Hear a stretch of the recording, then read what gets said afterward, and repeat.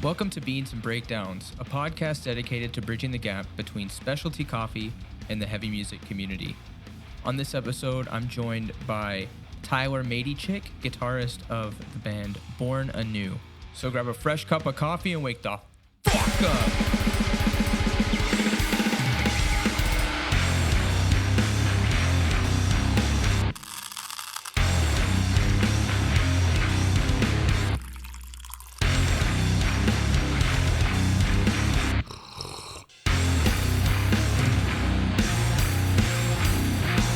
Going on, caffeinated crew. Today I'm joined by Tyler from the Jersey metalcore boys Born Anew. How's it going, Tyler? Good, man. How's it going? It's going great. We're talking at 7 p.m. on a Saturday. This is my fourth cup of coffee, I think. I would say this is about my fourth, but mine, I haven't had coffee in a few hours. Last time I had a cup was probably around 10 a.m. Oh, wow. So you did like 3 early on. Oh, yeah, dude. Got to work at 7. Damn. Well, what are you drinking on your side? So, because of the last tour, I went from my normal just hot coffee to now I drink oat milk cappuccinos. I'm on a new little trend now. I'm addicted, dude. Where did you get your cappuccino from? This one's from Starbucks. So, it gets the pass. Starbucks is like my go-to if I'm not home. Mm-hmm. I am drinking, it's this new coffee that I saw in a shop that I've never heard of, but apparently it's new in Montreal. It's called Balam Sacred Coffee, or Balam. Apologies if I'm mispronouncing that.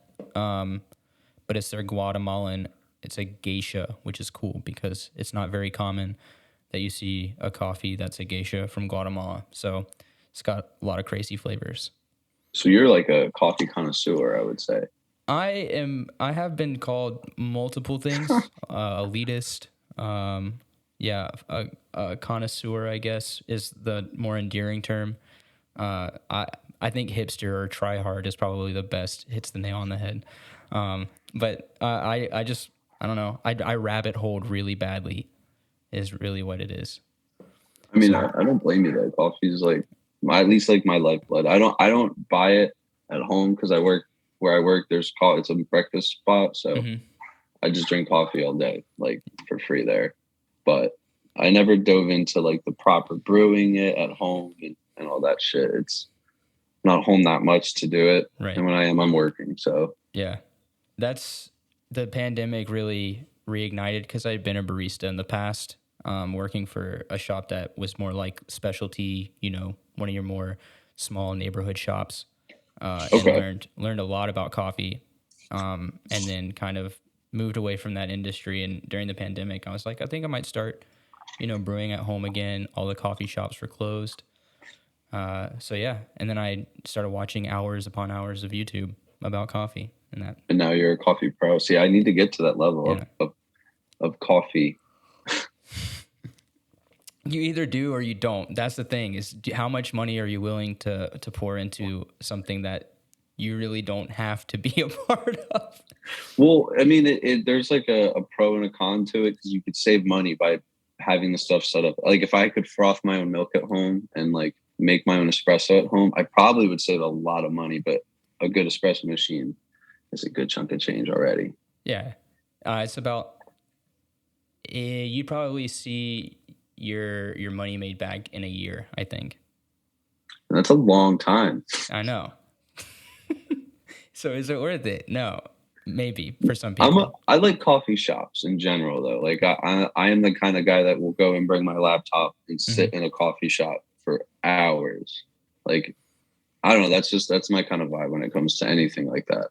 Yeah. It's about the experience as a whole. It's not just about, I'm the same way. I love brewing coffee at home because I have, a lot of great coffees. I have equipment that I've spent money on. But then sometimes I just want to go to a coffee shop and be a part of that and, try a new drink that a coffee shop has or something. It's fun.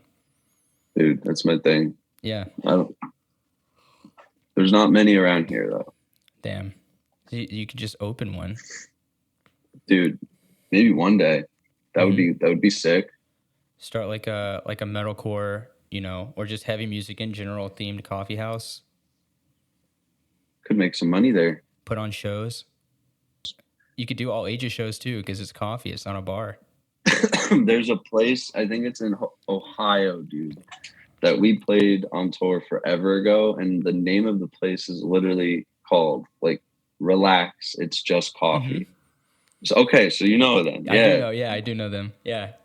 Weird, literally that setup, like having a heavy metal show, and there's dudes in the back like fucking making espresso and shit.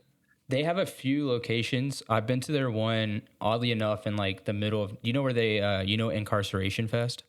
Yes. It's in that town. Okay. I think one of their chains. I don't remember the coffee, but I just remember getting coffee there and playing a set and having, instead of beer by my cab, it was a coffee, which is definitely just as cool, honestly. And it's probably a different feeling of set too, you know, instead of kind of mellowed out from the it is the PBRs or whatever, you know, you're drinking on. Mellowed out from the PBR. Man, sometimes I need a PBR to play some metal, honestly. I agree. There's nothing quite like, it's not so much PBR here. What do they give us? Coors Light, because that's literal worse than PBR in my opinion. But. I agree. I'm a PBR guy. I like Coors Banquet, and if you're white trash enough like me, then you'll know how good Coors Banquet is. I don't, but like I know that Natty Ice is okay, so I know that side of white trash. Yeah, that's a deep cut. It's Natter Day when, you know, Natter Day is for the boys. Man, dude, I would like not condone drinking that. Like if people get offended by I say white trash, like you should be offended then, honestly, for drinking the Natty Ice as your go-to beer. You can do better. You can. I would implore you to venture out. That's like I've heard other like, you know, like instant coffees and things referred to as headache water by people on the podcast. Okay, so now that you brought that up, I'm gonna vent for a second about Europe because, dude, all right, so on the bus they have instant coffee, that's fine, whatever. But the little coffee machine that the bands could use was actual beans, and they would grind it down, whatever. Not the greatest, but anywhere you go that wasn't a coffee shop, like including the catering setup and the green rooms or whatever, it is instant coffee. And I swear that I had 100 cups of instant coffee. And each time, dude, I feel like I'm eating and drinking dirt. And I don't know why it is the only thing that was used, but Europe, dude, it is like coffee number one over there. That sucks. Yeah, I had a lot of good coffee though at local shops. That's where like now I like have, dude, getting a cappuccino in a mug. Something about that makes it taste so much better than out of like a fucking cup. That's the thing, is it's kind of hard for me to believe after talking with so many bands from Europe and from the US that say their favorite coffee and places to tour in general are like Scandinavia, like Copenhagen, places like that. To hear that catering puts out instant coffee in restaurants, you got to get it together. Come on. I did want to know, because I know that y'all just returned from that tour in the UK and Europe with King 810. What was the best coffee that you had on that tour? Because I know that you had gotten into cappuccinos, like you said. Dude, this place in Belgium, I don't even know the name, but like definitely the nicest coffee spot. Like you go in and you order, and then you just go sit like outside on this like patio thing, and then dude, like they bring you your cappuccino, but like they bring it on this big tray, and then it comes with like a piece of bread, like, and a little cookie assortment of a couple like little biscuit cookies that come with the cappuccino, only when you dine in though, and sugar set up, and it just crazy, and like the latte, a little art that they do on it as well, which is just, you know, corny, but like it adds to it, which is sick. And yeah, I don't know, dude. It just was, I had like 3 cappuccinos in one sit down, and it was the worst idea. And then it became a thing. Now you can't live without 3 cappuccinos because Dude, you've yes. acclimated to that. Yes, and because over there too, the sizes are so different, smaller. So like I'd walk into a coffee shop and be like, "Can I get a large like cappuccino?" We're gonna sit down, and then they bring you a tiny little mug that's like an espresso shot. It feels like. So next thing you know, I'm 3 down, and I'm just like, I'm wired out of my mind too. You know, do you know in the US why we order large cappuccinos? That's like a thing, and it's actually Starbucks' fault. No, I don't. So cappuccino is actually a size of coffee. Really? Yeah, it's traditionally 6 ounces as a whole. So it's 2 ounces espresso, 2 ounces of milk, and then 2 ounces of foam. It's supposed to be a 3-part coffee. Interesting. Yeah, so that's why they bring you when you order a large. They don't really have a large. They would have like a latte, which is the size up from a cappuccino.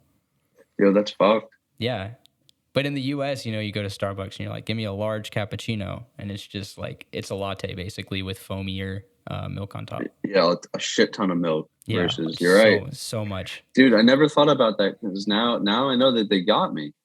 They did. Who? Wait, who? They call Starbucks, dude. Oh I've been yeah, getting large cappuccinos since I got home. they've been clowning you, man. They're giving you lattes with foam. That's fucked. No, I'm just kidding. I'm just kidding. That's like Starbucks does their own thing, and there's been a long debate amongst Europeans and then Starbucks drinkers in the U.S. Like, what is a cappuccino? But traditionally, that's I why mean, I'm not gonna lie, probably because at work when someone orders a cappuccino, unless they order a small, it gets a double shot of espresso. Mhm. So you're not wrong there at all. I wouldn't say like 2 ounces of milk, depending on the mug. But yeah, roughly I would say about the same. It's a nice little layer. Yeah, it's like you would do basically 4 ounces, and like there would be a fair amount of foam with the milk. So it's supposed to be a 6 ounce drink, basically. It's a nice little sippy of coffee. See, I prefer that over drinking coffee, honestly. Hmm. Especially with oat milk. I've gotten on the oat milk craze recently too. I don't drink anything else but it, man, unless they don't have it because I'm not like vegan or anything. So I don't need to. I just know that it's better to lean away from dairy if you can. So and it tastes better than Yeah, dairy as well. It like adds a flavor to coffee, which is like crazy. yeah, it's great. I eat it with cereal. I do like Yep. Special K because of the fiber. Dude, Um, my girlfriend just bought Special K. It's literally on my fridge. the Get her on it's the fruit and yogurt chunks. Oh, dude, wait, like in the cereal thing? Yeah, She's probably already on it, dude. you got to get on it. It's the She's like the best. cereal expert, dude. Keeps me, I'm like learning about new cereals left and right. Oh man, yeah, I could do a podcast on cereal now. Like I love cereal so much. I'm like a weird adult that can buy cereals, so I'd try all of them. Is that what we do? Is that what we do when we start making money? Is we just buy things we couldn't get as kids?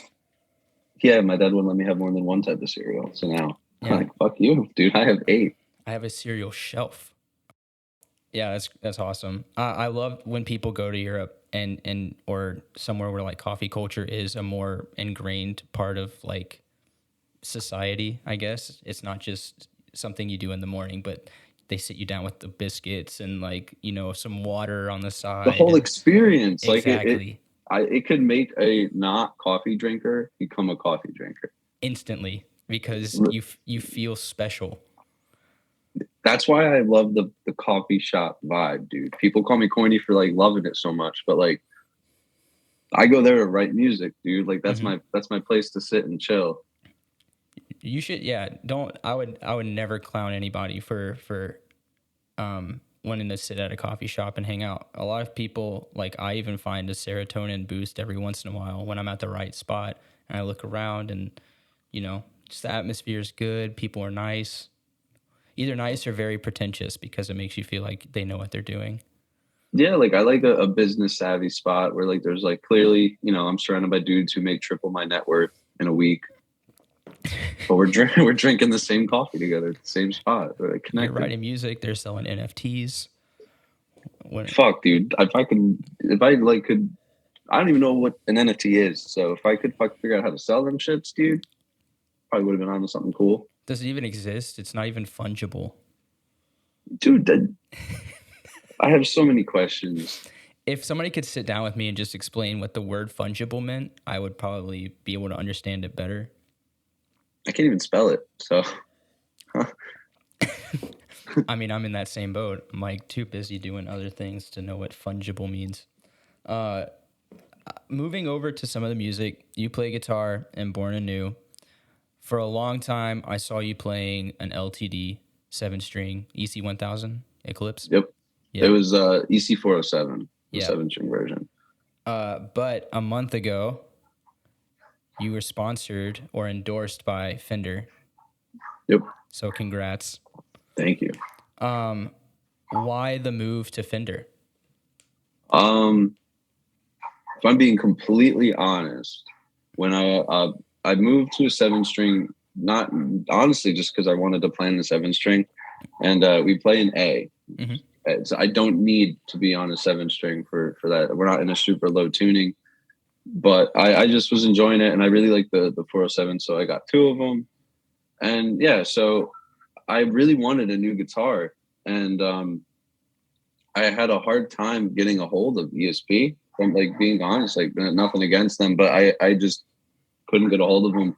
So I had our manager at the time. I was just like bullshitting. I was like, dude, like I love Strats, dude. And I was like, what are the odds? Like you could land Fender, and yeah. By the end of the day that he sent stuff over to them, they were cool. They liked the new music that we had. We sent over a bunch of new songs.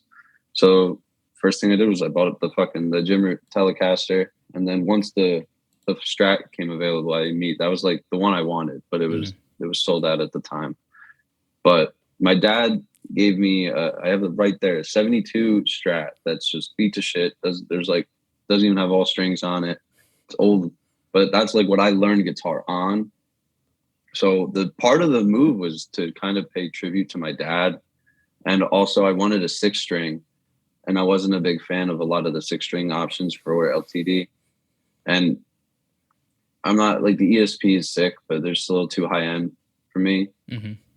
So I lucked out with Fender, dude. And I'm like happy that I made the move. I had a bunch of friends clowning me because they were telling me for years, like, yo, dude, just get a Jim Root. Like, I don't know why you're playing LTD. And I was like, nah, like I fucking love this LTD. And they were like, dude, you're going to grow up one day. That's what they said. And I grew up, I guess. Yeah. I do like it when heavy ass bands move to Fender, because my friends joke around too, because they come from, the more metal side where everybody growing up was playing ESP or Jackson or insert Schecter, these heavier looking metal guitars, I guess, quotes are being given to that. But then I think the Jim Root did change a lot of people's perspective, where it's like, oh, a fucking Fender can be heavy as hell if it's played by Jim Root. Dude, it honestly, the having like a smaller neck, I'm really bad with guitar terms. Mm-hmm. Terrible. But dude, I'm able to move around the fretboard way more comfortably as opposed to having that fatter 7-string neck, and it's making me tighter live, and it makes me write cooler shit when I'm at home. And I don't know, dude, it just feels a lot better. And I'm like grateful that I had friends like try and influence me into the right direction based off their much better opinions and much more proper opinions on it. And then so now I'm Fender for fucking ever. Honestly, I'm not gonna play anything else. I have no interest in fucking playing anything else. I'm just gonna get another Fender and then another one. Yeah, we'll get the Mateychick special. Yeah, one day, right? I'd just play Jim Root, so shit. There's like I would do a couple things, I would like put one pickup in it and stuff. But I mean, I'm pretty sure he does that now with his own, because he just fucking he just snaps his finger and fucking gets a Fender. Yeah, the mountains move and the Fender is given. Yeah, that's the life, dude. Well, it's so weird though. It is a weird dynamic, because watching Slipknot, you've got Jim Root playing. On him, it looks small, but he's like a gigantic person. He's got his like Strat and Telly and everything, and then you look over at Mick, and he's playing like the Jackson you've ever seen. It's really, really funny. Dude, and Jackson's another cool brand. That's just way too metal for me. Mm-hmm. Like you have to, in order to play a flying V on stage, you need to be like the nastiest guitarist in the room. And if Yeah. you're not, you're just a bitch. If you can't shred, like your life depends on it, yeah, then you have to prove yourself. Do you know Great American Ghost? Mm-hmm. That band, for example, because Grayson, I think their newer guitarist, he plays a I don't know if it's Jackson, but I know it's a V. Mm-hmm. And like that man, him and Nico have the right hand of God, dude. Like they earn the flying V credentials if need be. Yeah. That's hilarious. But yeah, I find myself wanting either that Isaac looking RGA Ibanez, because I feel like Ibanez is, you can get away with not playing, the heaviest Ibanez, music. they're I dude, it's funny because like Ibanez is a brand for me when I think of it. Like if someone has an Ibanez like RG, I'm just like, this dude is already a better guitarist than I am. And then I just think to Adam from Lorna, and I'm like, yeah, this dude is gonna shred all over my face. Yeah, but it's because of that neck, man. It's like the neck is like what, 3/4 of an inch thick. It's like the skinniest neck you've ever seen. And you just run up and down the fretboard like a bad man, dude. Yeah, I'm not playing. I don't want to do any of that. I just want to play the first 4 frets, and then. Dude, almost so many of our songs are those fucking frets, if I'm being honest. And I have no shame in it. No, it's fun. It's fucking fun. If you're not writing music that is fun to play for yourself, then like I feel like the point is lost. Dude, and it's funny because years ago I read when I was like getting into like really guitar playing, there is like a fucking Rolling Stone like guitarist voted greatest guitarist of all time, right? So obviously, Hendrix and Page, like they're all Clapton, they're all up there, whatever. And then what's his name? I don't know which one he is, but the guitarist from the Ramones was like in the top 20s. And it was straight up because the one comment was like, let's see you write like however many albums with the same like 4-chord progression. But they have different things in every song. And that's a really good fucking point. I mean, shit. And he didn't even move. They put everything on the E string.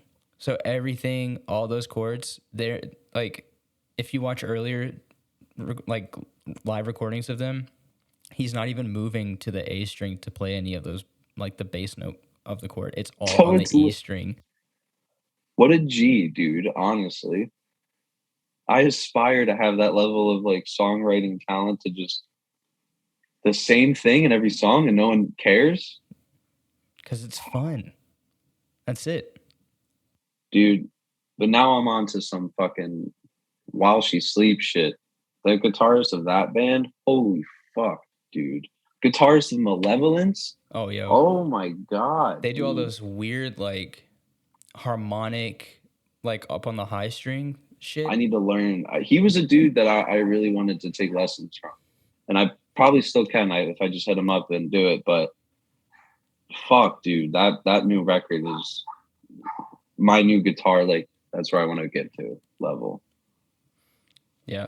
It's they still write fun music. It just sounds more complicated to play, but they're incredible songwriters for sure.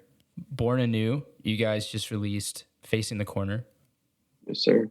And then Rat in the Room came out a few months ago, which is the follow-up to Dura Vida, which that's when I was introduced.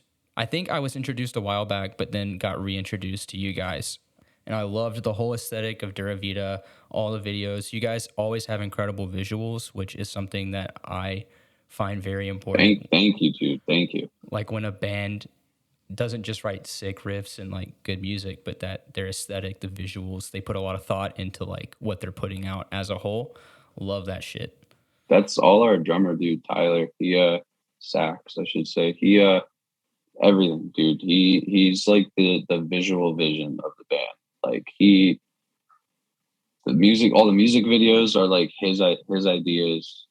and he kind of aligns everything to the music. It just like matches like pretty goddamn perfectly.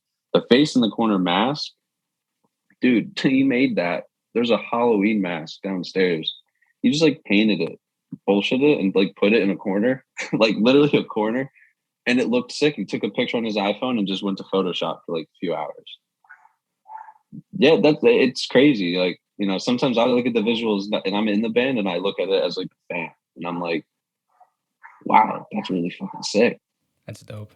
But the facing the corner stuff looks really sick. Is this going to be a lead up to an album? Are you guys doing another EP? What's in the works? So we're sitting on a full record that we've had finished, dude, almost for about a year now. We went and tracked it with Cody Stewart last summer, and we're just waiting for the right time. We're doing some team switch ups and some stuff like that. So just trying to make it like the most perfect release. We might do like another single or two, depending on like what's good and what we're able to do. But yeah, it's part of a record. Rat in the Room is the first song off the record. And if you're able to see us live or just find videos from our like full sets in the past since like November, the intro to our set is like the album intro. Okay. And yeah, dude, it's gonna be a sick fucking record. There's a lot of shit that goes into it, and it's like Dura Vida personally, like you brought, that's my favorite release that we've ever had. And it's a mix up of like Dura Vida and this, as you can tell with Rat and Face, like a new element to the band. Yeah. I'm stoked for it. It's so hard. Like, and I thought Dura Vida was hard. Like when World of Black came out and I watched the video, I'm like, what the fuck even is this? And then when Rat in the Room, and then I saw Face in the Corner, I'm like, this is evolving beyond what I thought heavy was. And it's like so many, it's cool when you watch a band grow like musically, but slowly change and evolve. And so you guys are like really, really killing it on that, you know, kind of new wave metalcore vibe. I'm really loving watching like everything you guys are putting out. Thank you, man. Thank you. I know you guys just got back from the tour in the UK and Europe, which that was y'all's first Europe tour, right? Yep. First time overseas. That's awesome. You guys are doing Canada and the US coming up in a couple of months, next month, July. Yep. With Falsifier as the headliner, and then Salt Wound is also supporting that with you guys. Yeah, dude. That tour's going to be fucking sick. Y'all are coming through Montreal too, and I'm fucking stoked. Hell yeah, dude. And I'd be stoked to fucking meet you in person. I know, and the venue y'all are playing is actually, it's like probably my second favorite venue to play. What is it? It's called Piranha Bar. So it's like, it's an upstairs venue, which kind of sucks, but like the sound is really, really good. And it's like a big kind of wide and deep stage with like a shallow ceiling. The only thing is it gets hot as hell, but it sounds awesome in there. I just played there like a month ago. It was great. That's sick. I don't know if we've been there yet. I know we played that area before, but a while ago. And this time I'm glad it's with Falsifier, somebody from Canada. Yeah. I'm stoked for the Rum Runners show. I think that's in London. It is, yeah. That was like our thing. The first time Aiden from Falsifier saw us too. And then we played, dude, I don't remember the place we played with them on the one tour. Fuck, it was in London. It was like the end of the tour. And it was crazy. Band is fucking insane. Yeah, the Falsifier is fucking heavy as shit, which I'm kind of new. I'm learning about a lot of these like Canadian bands that are bigger here than what I was used to kind of being in the Southeast. But we still had, you know, Florida has a ton of crazy bands that were always coming through. But then you kind of see it even here. There's still a lot of bands that are like that sound, like the Falsifier Body Snatcher-esque kind of sound is still very, very big here in Montreal. Whereas I feel like hardcore, like that modern hardcore resurgence has taken hold in a lot of the US. Dude, unfortunately, I wouldn't say unfortunately, but it's become so, like, I don't even care like how I word it, but like cliche for some bands and some people, like, you know, it's like a trend, you know, people like, I feel like it and they enjoy the environment and the aesthetic at shows and stuff. But like, I feel like you can hear the difference between like who's real and who's not in the music and stuff like that. And I don't know, the hardcore stuff, like, dude, hardcore is a fucking crazy ass genre that like I take inspiration from with songwriting, and a lot of it comes from song structure that hardcore bands get. So like, you know, I use a lot like when like backtrack and stuff like that. That's like my go-to. Fucking love backtrack.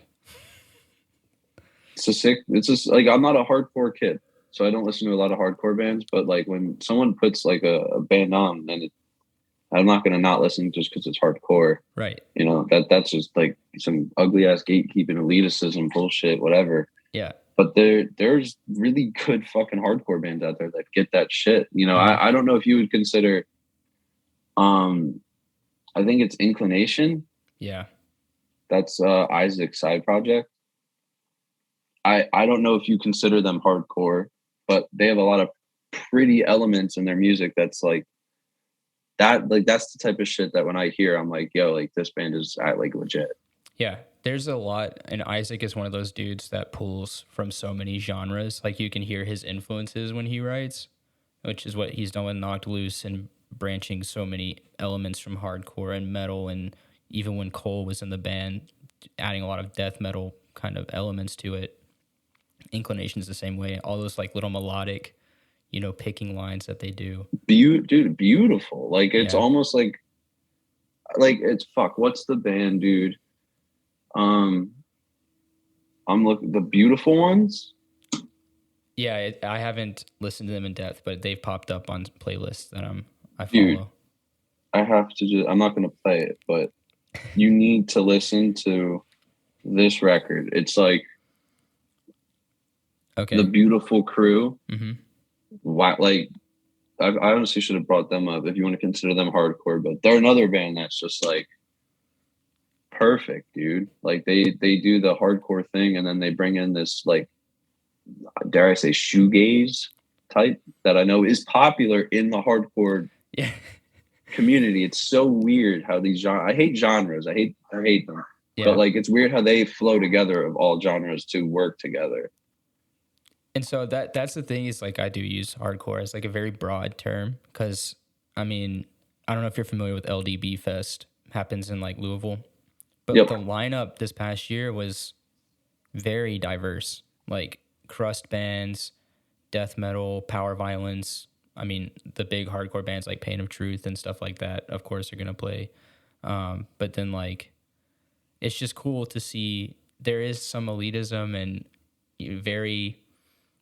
somebody mentioned coffee was buzzwordy. I think it was Steve, like a couple weeks ago, but he mentioned that coffee is buzzwordy. I find it the same way, and like, especially hardcore. Like, there's certain bands at certain times that are like the hot ones, and then it kind of like revolves out. But I just use it as such a broad term, because like, I would consider you guys part of the hardcore community, even though you probably consider yourselves more metal than hardcore. But I find that's actually exactly what I would say. Yeah, and there's so many elements like in y'all's music that is influenced by metal, definitely, but that also I find attracted to as like a hardcore fan. So it's like what you're saying about genres. Yeah, exactly, dude. And that's where like the songwriting and structure of us, like, hardcore bands have a very good tendency at being like predictable when you're categorizing hardcore bands, but overall, like, when you listen to a hardcore song, dude, they go in any direction. And, you know, next thing you know, it's like a fast two-step to a slow hi-hat groove to like a belt. Dude, it's just, they are so all over the place, and the really good bands do it perfectly. So it keeps the whole like the high energy up. And that's something that I've grown to really like about hardcore music and like hardcore writing. So, and I'm not a hardcore band, you know, I wouldn't say that, at least, but I do use, I use it, you know, I consider that a good sense of songwriting, man. Like, these hardcore bands do get it, and it keeps Someone told me forever ago in songwriting, the best piece of advice I was ever given was turn the page before the listener can turn the page. And at the end of this day, I would say hardcore bands do it better than metalcore bands by far. That's such a great analogy. Like, I've never heard that, but that's really, really fucking good. Someone an old member of Fit Front Autopsy, when I was a little fanboy dude, I was at a show and I was grilling him like, I want to be in a band one day. And I told him like I write music, and he literally said, when you write, make sure you turn the page before the listener does, because then it keeps you listening. Because obviously, unless you write a bad song, then you write a bad song. But I try and use that for every song, everything, and hardcore bands do that, dude. Mm-hmm. Yeah. And it's funny that you say that you're not, like a fan, because listening to y'all's music, I would be like, oh, these guys like hardcore. It's so like paradox weirdness. Like our drummer likes more hardcore than I do. And our bassist does not. He is not a hardcore dude. He is a woe is me metalcore kid. Wow. That's taking it back, because woe is me, I remember when they were members of like Shane Stokes and this other smaller band from like the middle of nowhere, Georgia. And then they became fucking legends. Yeah, like the TikTok thing, not TikTok the app, but TikTok by Kesha. Yeah, dude, that took fucking off, cover. Yeah, so fast. Before Pop Goes Punk or Punk Goes Pop or whatever the hell that thing was. Like, yeah, that's so funny that you bring that. I haven't heard that name in 8 to 10 dude, years. When he's driving in the van, it's only metalcore, dude.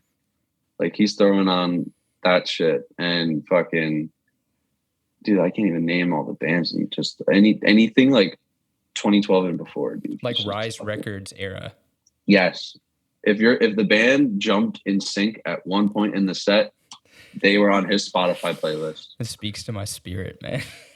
I mean, dude, I when the band first started, I was doing that shit. Oh yeah. It was sick. If we were like, yo, dude, we're jumping, he would probably be ecstatic, dude. He'd be like, in sync? Really? Like, let's do it. We're gonna do a couple of jumps, and then we'll do a crabcore drop. Some Sirens and Sailors. That's it. Syncing everything up. Hell yeah. Some We Are Defiance shit. Yeah. Florida was the hot spot too for all that, because I think Joey Sturgis was from Florida. And then he moved to like... Where is he from? Wisconsin? I don't know. I just know that at one point he was the guy to go to for your record. He still is on a lot of things. He still puts out bangers. He was big. He did Chunk shit, right? Back in like Chunk No Captain Chunk, I think. The Hey Dudes, Are You Ready To? Yeah. That record. That was a fun time. And that's like Easy Core is, I think, what we called it. Yeah, that fucking name. Easy Core, bro. A Day to Remember, I guess, is Easy Core. That was my band in high school was A Day to Remember Worship. Yeah, they were the band that got me into the heavier music. They're probably like one of the best like bridge bands between someone that's like, I don't like screaming, to someone that ends up liking screaming, because they utilize it. At least Homesick and shit, they're still like the good band that if you're trying to get someone to like heavier shit, like definitely throw them in there. Homesick is still one of my, like, I'll turn it on every now and then. This is one of my favorite albums ever. Arguably it's just a perfect record. Yeah. It really, like, and that's another fucking thing. Like, dude, man, some of the hardcore kids be out here repping. You could put this in there, I don't give a shit. These hardcore kids be repping like, fucking like that. Not A Day to Remember, like that style of music. Like, it's like stupid, but like I remember you were front row screaming, like just enjoy the music. That's it. I'll own up to that too, because like I've encountered people that will talk shit about, that era and style, but I remember some of these kids that are in like pretty popular hardcore bands now. Those kids were scene kids. Like, they had the hair. We all know y'all did.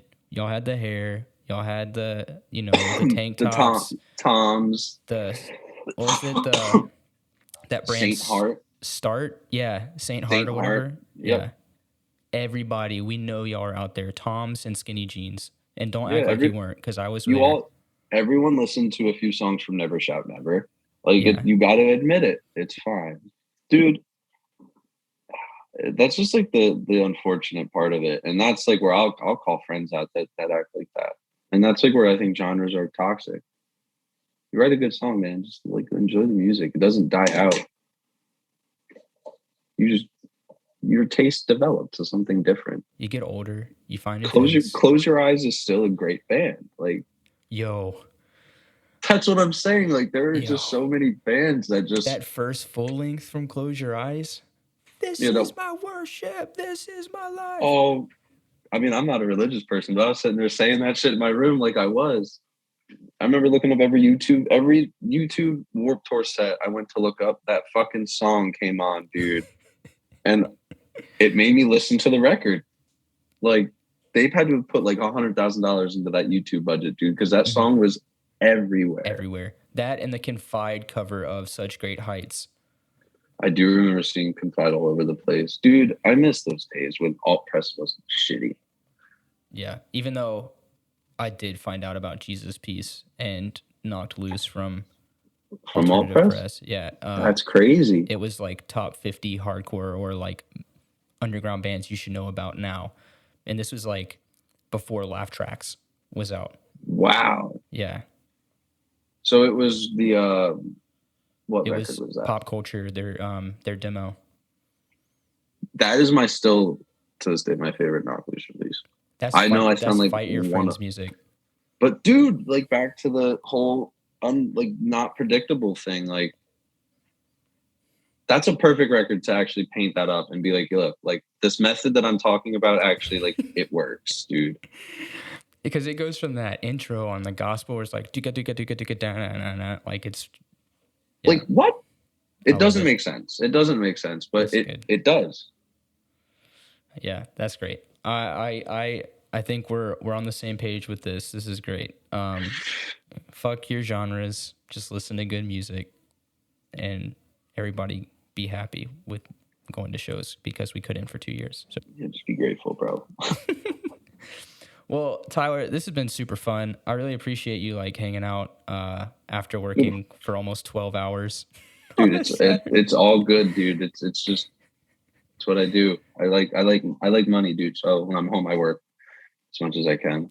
Yeah, well, until you go out on the next tour, I'm super stoked to see you guys come through Montreal for sure, and I'll be sure to say what's up. Yeah, dude, we'll go get coffee. Hell yeah! I have one last question before we go. What's your favorite city for beans and breakdowns?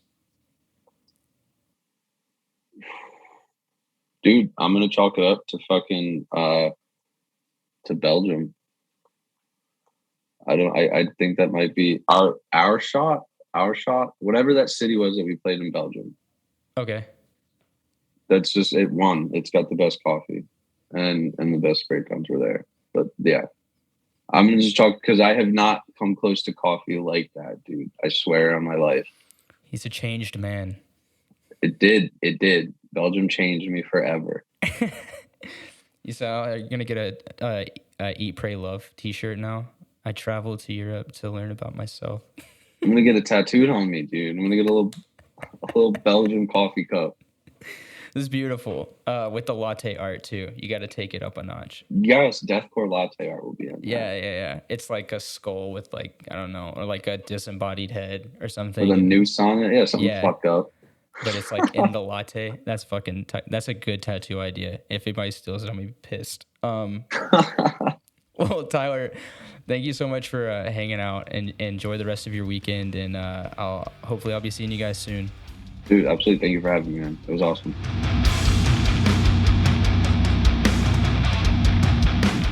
Thanks for listening to this episode of Beans and Breakdowns. I want to say a huge thanks to Tyler for hanging out on the podcast. Be sure to check out Face in the Corner, the newest single from Born Anew, with their upcoming LP later this year. They'll also be out on tour in the US and Canada with Falsifier and Salt the Wound, so follow them on Instagram to see if they're coming near you. If you've enjoyed the podcast, please subscribe and leave a review. You can also find out more information about the podcast by following us on Instagram at Beans and Breakdowns or on the web at beansandbreakdowns.com. Until next week, stay caffeinated and wake the fuck up.